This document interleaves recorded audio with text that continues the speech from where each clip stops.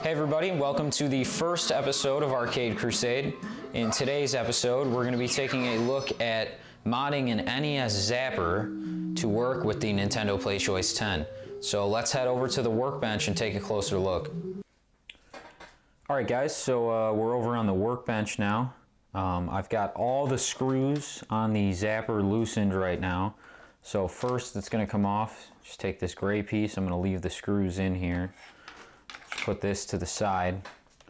Got these two little ones right here that'll come off, and then these two will be left in, and then there's a third screw that's hidden behind the gray. So you're just going to want to go ahead and loosen this one as well, and then the gun will pull apart.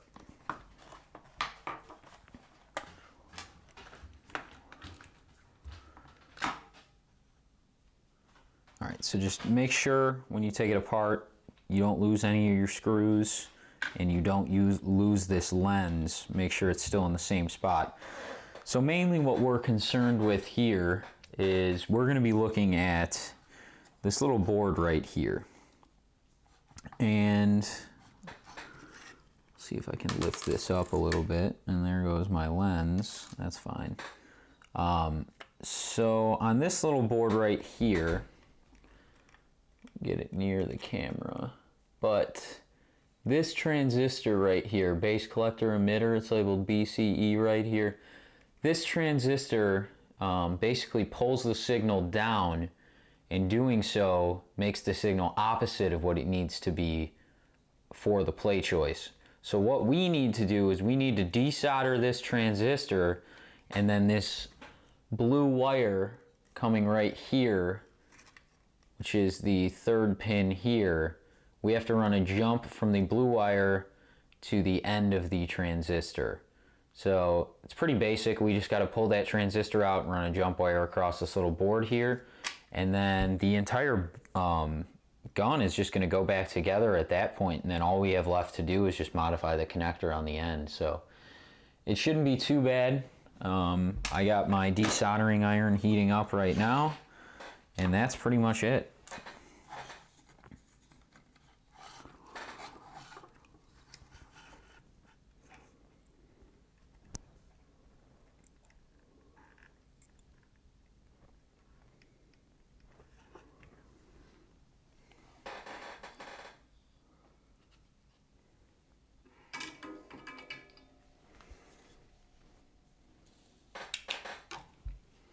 So I'm just using a basic desoldering iron. It's just one with the pump built in. I need to get a better one, but this one will get the job done for now. And we're just going to be looking at these three pins, and that's it. I can zoom a little bit for you guys so you can actually see.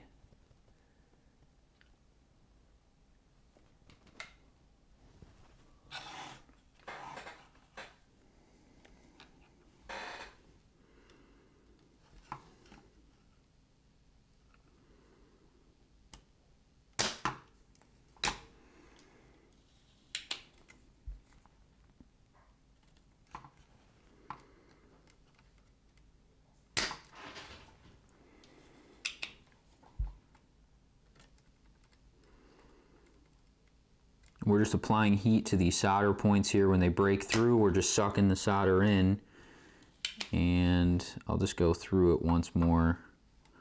Sometimes a little solder likes to hang out.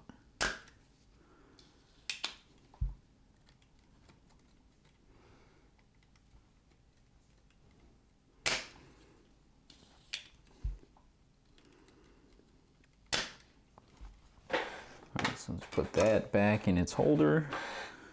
And then it's pretty much broke free. We got a little solder hanging out here, but I'll see if I can just pull it out. Yep, slid right out. So we got our transistor out. It's this little three-legged transistor right here. So that's now out. And then what we need to do is we need to run a jump wire from this blue wire, pin 3 here, to now this resistor right past where the base is at. The third part is the base. So right after that, we're just gonna run a jump wire from here over to the resistor. So I have a blue wire ready to go. I just gotta fit it for length here, but I'll get one of the sides stripped and we'll go from there. All right, so I got my wire trimmed down to size here, and hopefully I should just be able to go in here with my soldering iron and just hook up this wire, the existing solder that's already there.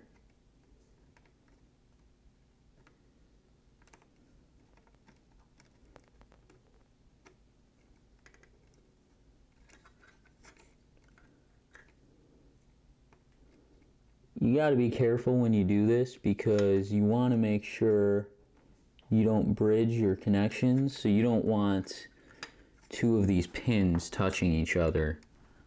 So just make sure when you come in with your jump wire, you have a clean connection to your blue wire, which is your hit wire. It's pretty good right there. Pull on it a little bit, that's nice and solid. And then I'm just gonna leave it the length that it's at. It's a little long, but I'm just gonna try to bend it. Actually, maybe I'll trim it.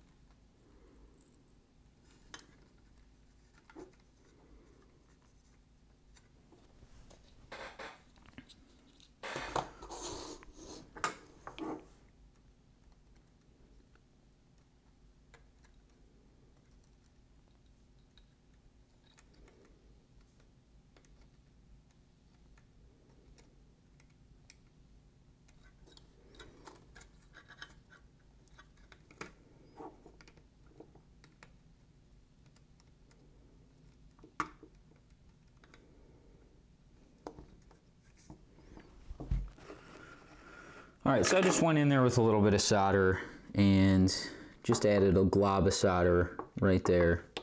But we are nice and secure. I can pull on this and we got no issues. And just to be certain, I should check continuity. So I'll get my multimeter out real quick.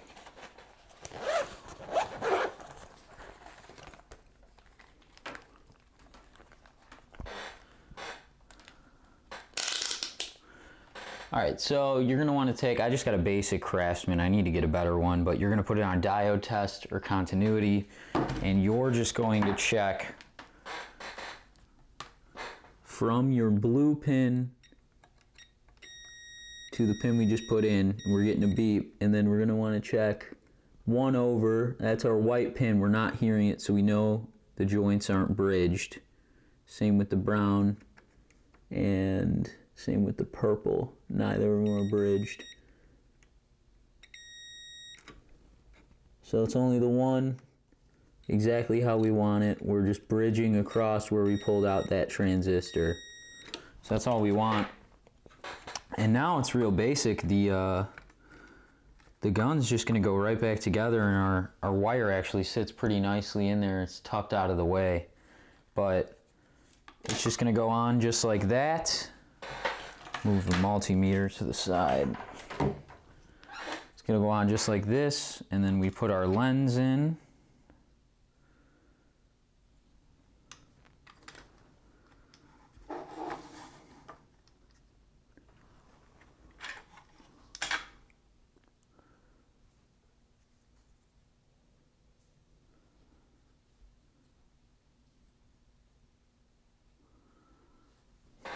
All right, just clean off the lens a little bit.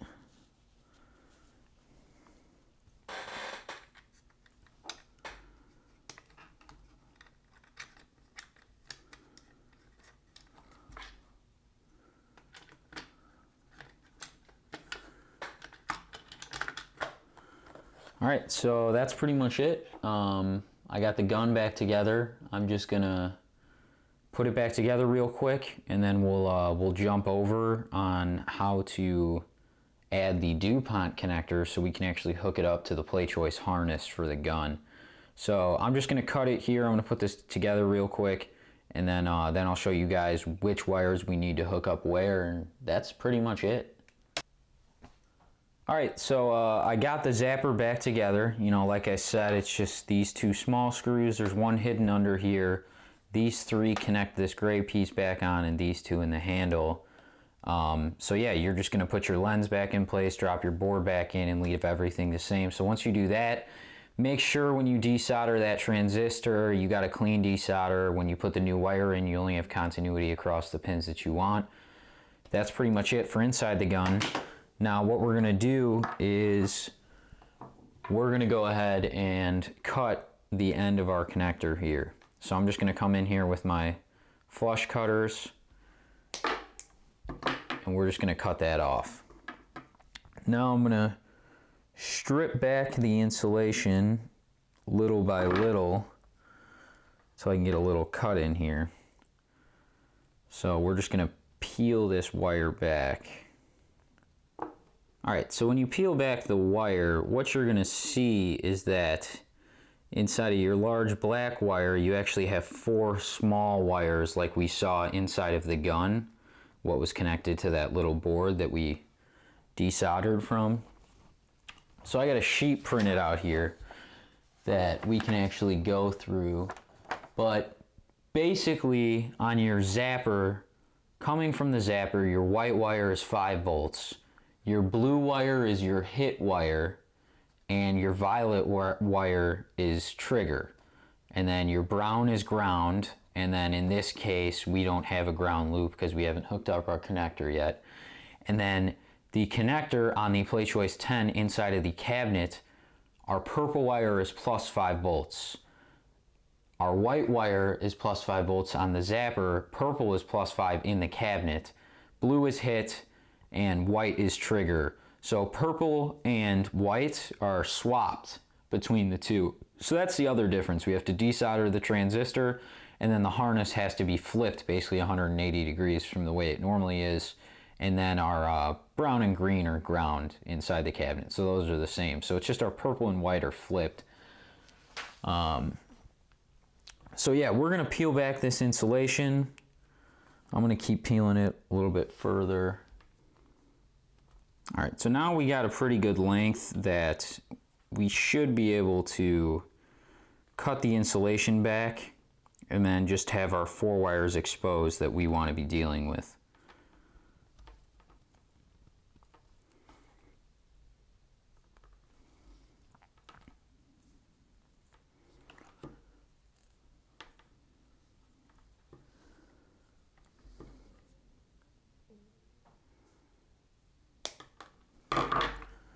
Kind of bend that back, pull it, and then I'm just going to get some of this string out of the way. It doesn't need to be there.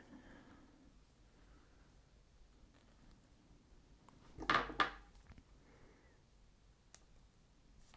right, so I got the string out of the way, and now you can see all 4 of our wires. We got the white, brown, blue, and purple. So this, what we're gonna do is, I bought some Dupont connectors, and what these are, they look like the little connectors inside of a computer, you know, various other things. I'm gonna start by using the 3-pronger and do the white, blue, and purple wires like we saw on our diagram. And I have these little, we're going to be using the female connectors, crimp them onto the wire and then slide them into the casing here. And we're going to do that. And then for the ground, the Playchoice, at least my Playchoice, the single monitor Playchoice, it only has 1 green ground, so that ground loop won't actually do anything. So I'm only going to hook up just a single for the brown ground. So I'm going to be doing 4 crimps and then putting them in these connectors, and then that's pretty much it. So we'll get started on that. So this wire is going to slide into our little crimp connector here, and then all we're gonna do is just go ahead and crimp it. Alright, so we got a nice flat crimp here on our ground wire. And then all we're going to do is you're going to look for the bigger side to slide this into, and then that is it.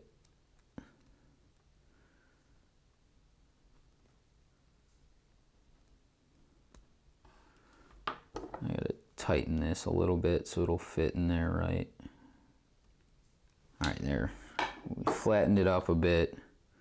Hopefully now it should slide right in. Just gotta find the click.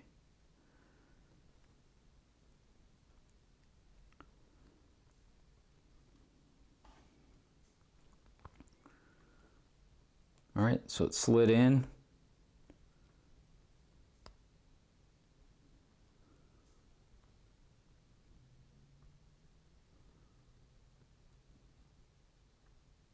Slid in, we have our click, and that is the first of the connectors. Now for the other one, we're going to do 3 more crimps, and then it's going to go on this big connector, and it's going to be blue in the middle, and then white and purple on the outside. And since these aren't keyed, it doesn't matter which one you do it, because you can just flip it to be the right direction. So I'm just going to go ahead and do these real quick, and then that's it. Alright guys, so I just crimped the white wire. I actually got a pretty nice crimp on it. So what you want to do is, cut a very small amount off. The second part of the metal is going to wrap around the casing, and then the inner part is going to wrap around the wire itself. And if you do that, it'll make a nice strong connection. So I'm just going to go on, put the end on for the blue wire and for the purple wire, and that is all we have left. Alright, so I just finished crimping the rest of the wires. We got 3 solid crimps here. So then all we're going to do is take our other 3-point Dupont connector, and really all we need to worry about here is that blue is in the middle, and that's our biggest thing here. So we're just gonna shove all these wires into here, and it's just gonna, I'm just gonna do purple, blue, and then white. Like I said, blue goes in the middle.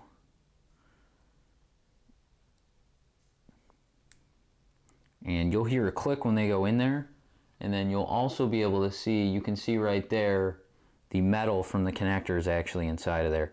So now the last one we have to do is just shove the white all the way in, and I had it the wrong way, of course, and there you go. You hear the click.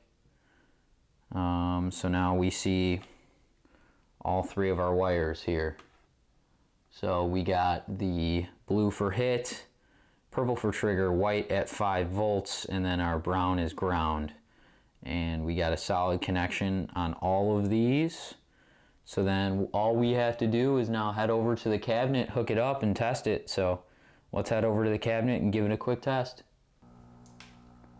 Alright guys, so I have the Playchoice gun connector right here, and I'm going to take our wires that we just spliced and put in our connector.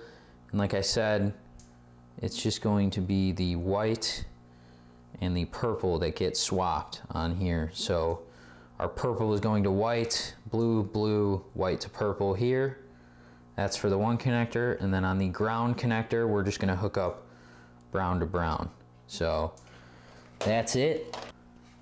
All right guys, so we're just gonna go to the game link here. I have a Mario Brothers Duck Hunt cartridge in here. So just go ahead and start Duck Hunt, and we'll just start a normal game. And this is our NES Zapper. let's give it a go.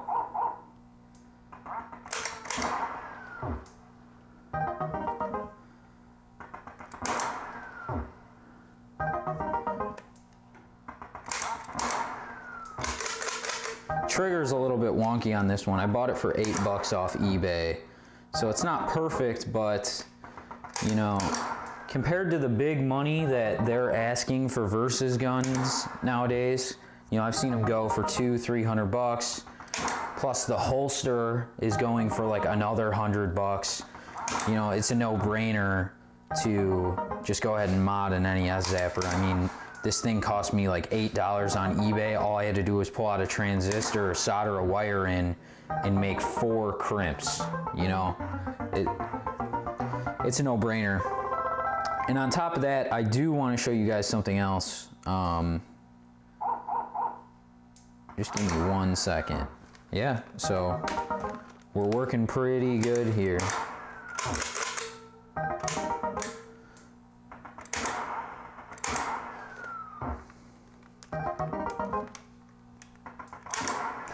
All right, so the other thing I wanted to show you guys is I've actually already done this mod before. I just wanted to walk people through it because I felt that all the other tutorials out there just didn't go as in depth as they should have, and they either skip steps or use different connectors. This is the most straightforward way to do it. You desolder that transistor and you just hook up a little Molex or a Dupont connector is what it's actually called. You hook that up and you have a harness that plugs into your harness, and no modifications needed. On top of that, that's pretty much it. So I'll just go back to the menu here so this isn't playing.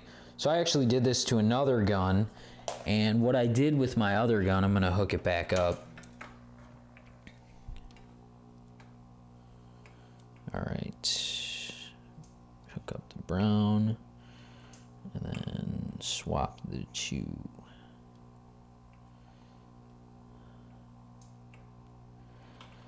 Yeah, and the first time I did this, I had no idea that the colors were swapped. I was just told to match color to color, and I tried my gun and I'm sitting there like, why isn't this working?